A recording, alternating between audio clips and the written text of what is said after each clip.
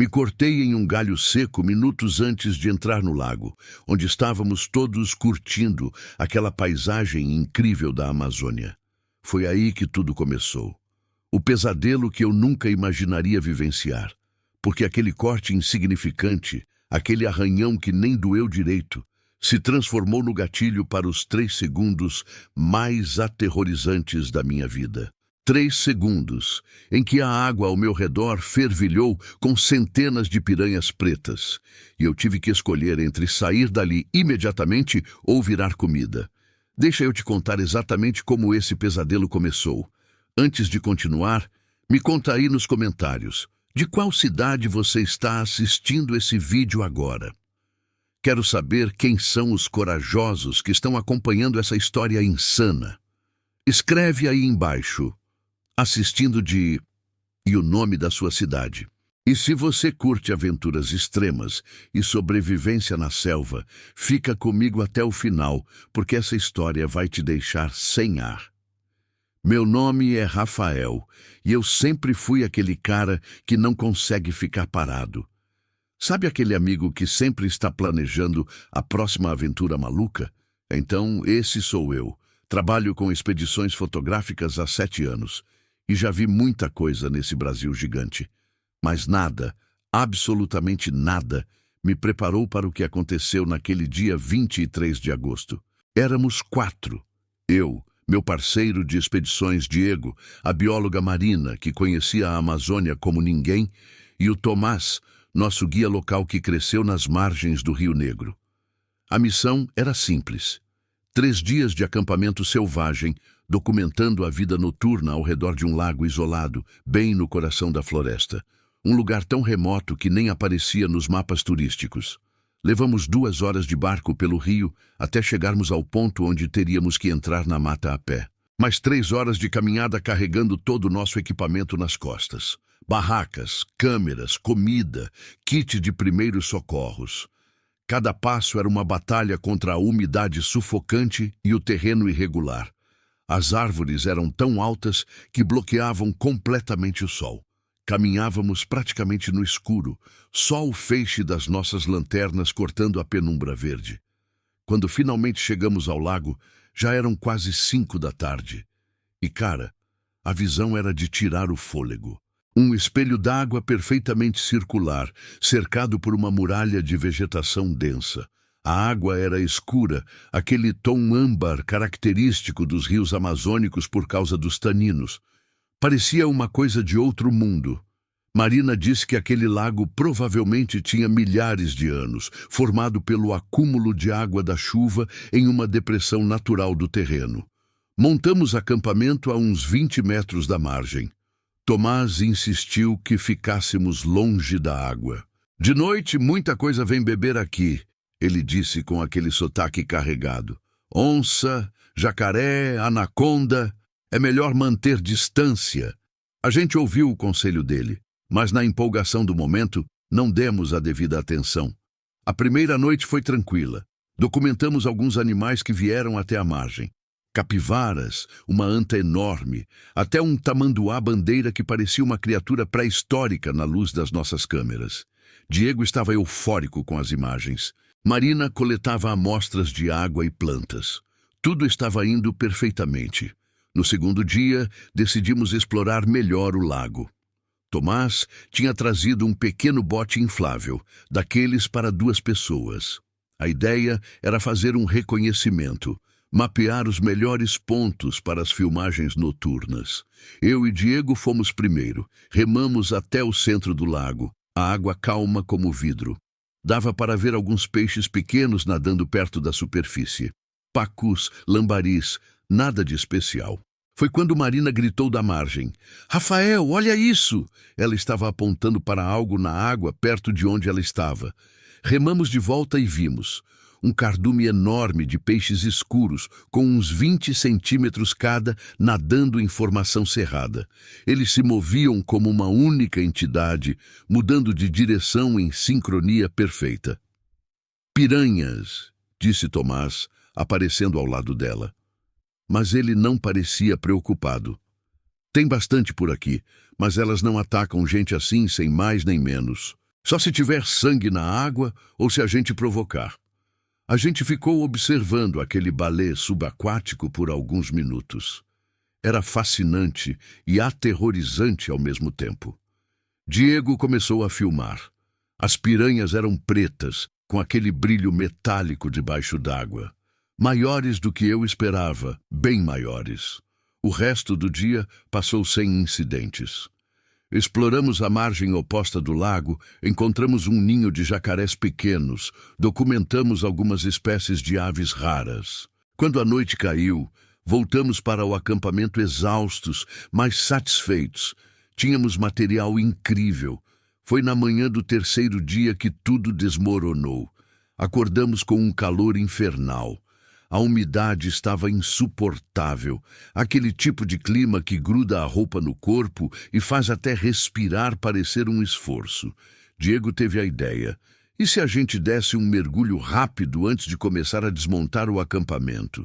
Marina olhou para Tomás. É seguro? Tomás deu de ombros.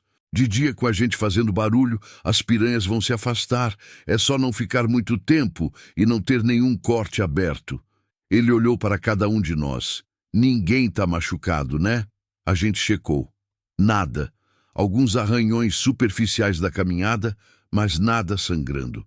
Tomás concordou com a cabeça. 20 minutos no máximo e ficamos perto da margem. Eu devia ter percebido. Devia ter prestado atenção no silêncio estranho da floresta naquela manhã. Nenhum pássaro cantando.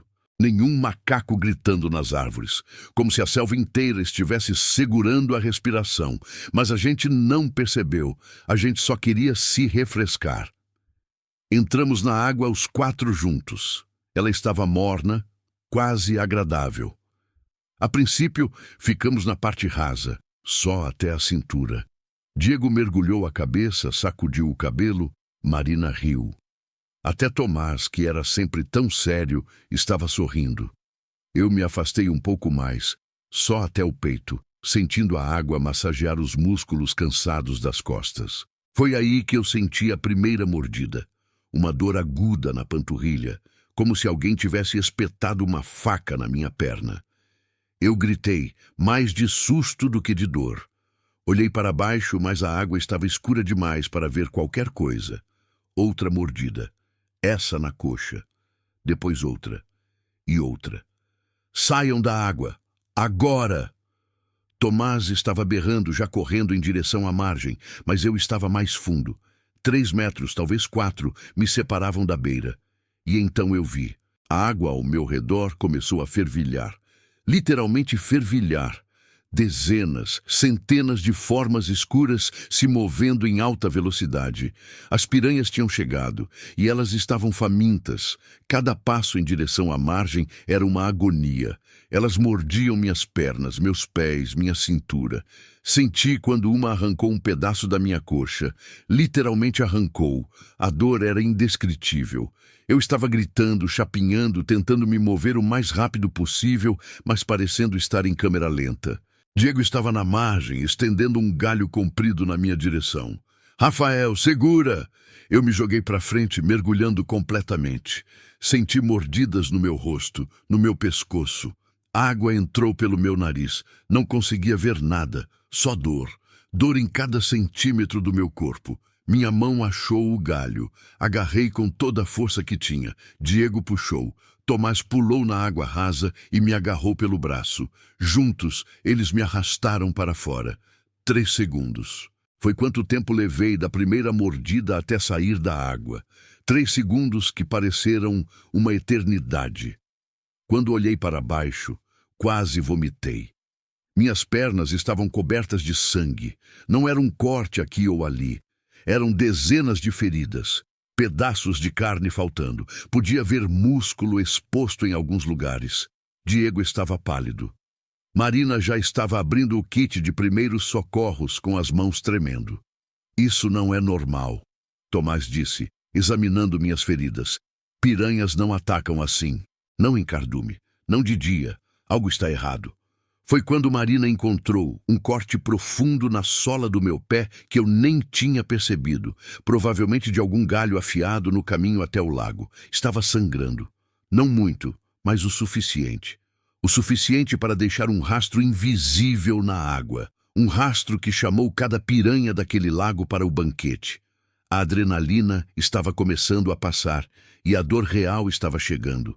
Era como estar sendo queimado vivo. Marina limpou as feridas, aplicou antisséptico, começou a fazer curativos improvisados com o que tínhamos. Não eram muitos os ferimentos que precisavam de pontos, mas eram muitos os que precisavam de cuidados médicos adequados. E estávamos a horas de distância de qualquer hospital. Não tínhamos escolha. Tínhamos que evacuar, imediatamente. O que se seguiu foram as 4 horas mais longas da minha vida. Tomás e Diego desmontaram o acampamento em tempo recorde. Marina me deu todos os analgésicos que tínhamos. Não eram suficientes. Cada passo de volta pela trilha era uma tortura. As bandagens ficavam vermelhas de sangue em minutos. Trocávamos, continuávamos andando. Quando finalmente chegamos ao rio, onde nosso barco estava ancorado, eu estava semiconsciente. Lembro de pedaços da viagem.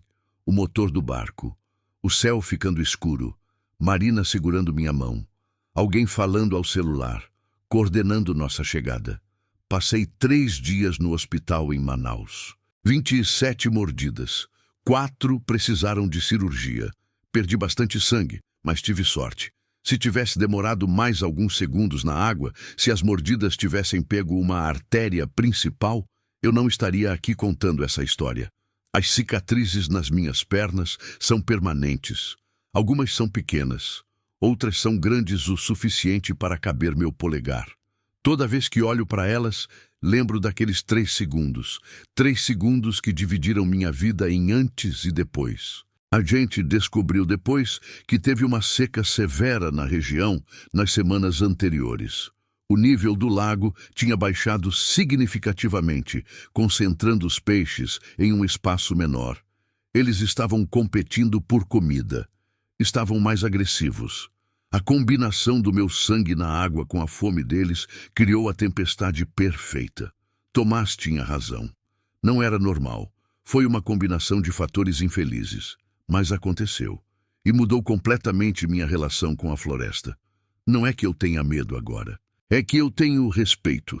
Um respeito profundo e inabalável pela força da natureza. A Amazônia não é um parque temático. Não é um cenário de filme. É um ecossistema vivo, selvagem, imprevisível. E se você não respeitar isso, se você não seguir as regras, ela vai te lembrar do seu lugar na cadeia alimentar. Voltei à região 6 meses depois. Não ao mesmo lago, nunca mais vou voltar lá. Mas voltei à floresta, porque apesar de tudo, apesar do trauma e das cicatrizes, eu ainda amo esse lugar. Ainda sinto aquele chamado. A diferença é que agora eu escuto o que a floresta está me dizendo, e ela está sempre falando. Você só precisa prestar atenção. Se você ficou até aqui, muito obrigado por me acompanhar nessa jornada insana. Se gostou da história, se sentiu a adrenalina, faz o seguinte, se inscreve no canal agora. Aperta aquele botão vermelho ali embaixo. Porque toda semana eu trago histórias reais, de aventuras extremas, sobrevivência e expedições pelos lugares mais remotos e perigosos do Brasil. E acredita, essa história das piranhas é só o começo. Ativa o sininho para não perder nenhum vídeo novo. E me conta nos comentários, você teria coragem de acampar na Amazônia depois de ouvir essa história? Ou você já teve alguma experiência assustadora na natureza? Quero ler tudo. Até a próxima aventura.